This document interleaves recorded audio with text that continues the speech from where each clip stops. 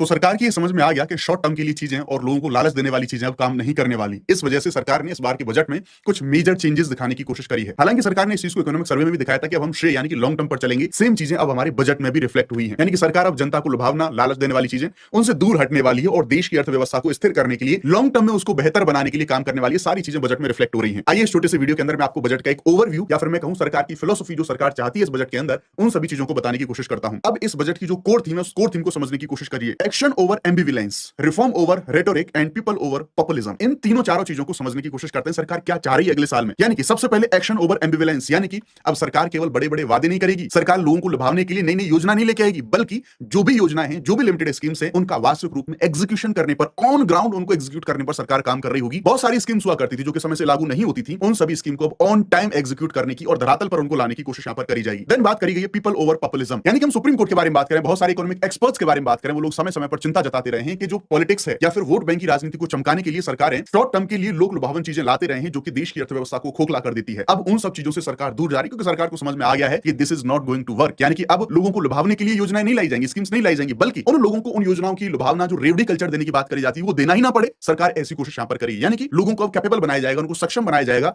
और लोगों पर आधारित जो भागीदारी है उस पर यहां पर फोकस करा जाएगा, यानी कि सहायता पर निर्भर नहीं बल्कि विकास के भागीदार बने, इस काबिल हमें हमारे लोगों को यहां पर बनाना है। और अगर ओवरऑल थीम के बारे में बात करें तो ये जो बजट है विकसित भारत 2047 का हमारा जो लक्ष्य है उसके अकॉर्डिंग बनाया गया है। 7% की सतत आर्थिक वृद्धि है उसको हम लोग टारगेट कर रहे हैं, सो दैट उसे हम बना के रखें, उसे हम मेंटेन करके रखें, स्पेशली ऐसी जगह पर जब दुनिया में बहुत ही ज्यादा अनप्रेडिक्टेबिलिटी, बहुत अस्थिर दुनिया हो रही है ग्लोबल लेवल पर, तो हमारी प्रायोरिटीज सेट हो चुकी है। मुद्रास्फीति उसको हम मीडियम लेवल पर रखेंगे, फिस्कल बहुत ज्यादा जो डिसिप्लिन है, राजकोषीय अनुशासन है उसको हम मेंटेन रखेंगे, सार्वजनिक निवेश आधारित जो विकास है यानी कि जनता के साथ में जो विकास है उस विकास को हम यहां पर लेके चलेंगे। सरकार अलग अलग जो कैपिटल एक्सपेंडिचर्स हैं उनको यहां पर बढ़ा रही होगी और विश्वास आधारित शासन है, ये सरकार की अब पूरी फिलोसफी होने वाली है। तो इस पूरे बजट में सरकार ने क्लियर कर दिया कि अब हम पेय नहीं बल्कि श्रेय यानी कि लॉन्ग टर्म की चीजों को लेके साथ में चलने वाले हैं। पूरे बजट की जो थीम है, पूरे बजट का एनालिसिस है, बहुत जल्दी हमारी टीम आपको प्रोवाइड करेगी। आप लाइव सेक्शन में जाइए, वीडियो सेक्शन में जाइए, पूरा बजट आपको इन डेप्थ एनालिसिस यहां पर मिलेगा।